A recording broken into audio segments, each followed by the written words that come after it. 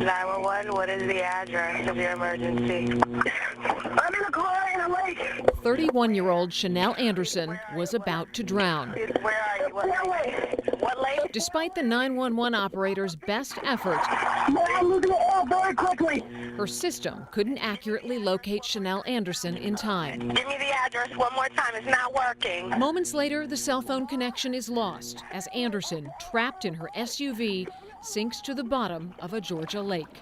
Fairfax County 911. A situation all too real for 911 operators across the country. And it is absolutely infuriating that we can't find this person and help them. Sherry White became a 911 dispatcher because she says she wanted to save lives. Because that's what we took this job for, was to help the public, and we can't.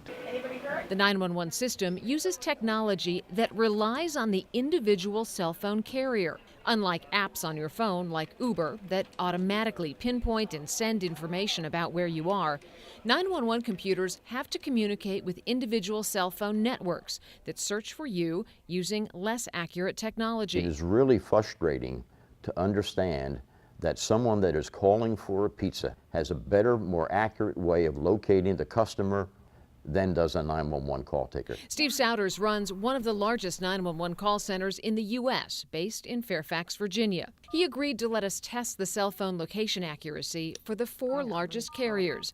I placed the calls from ground zero. First up, T-Mobile. Okay, here you are. T-Mobile places me more than a quarter mile away. And this is going to be somewhere over near the dump. So if I were calling in and I had no idea where I was and you were having to rely on this technology, you would send an emergency crew to the dump? I would. Right. I'm on Verizon. Using my personal cell phone on Verizon, I place the next emergency call. All right, this is where it shows you Piney Branch Road. That road is about 3 blocks from where I actually am. Next, AT&T. The call is not properly routed to the Fairfax 911 and instead somehow lands at a transfer center.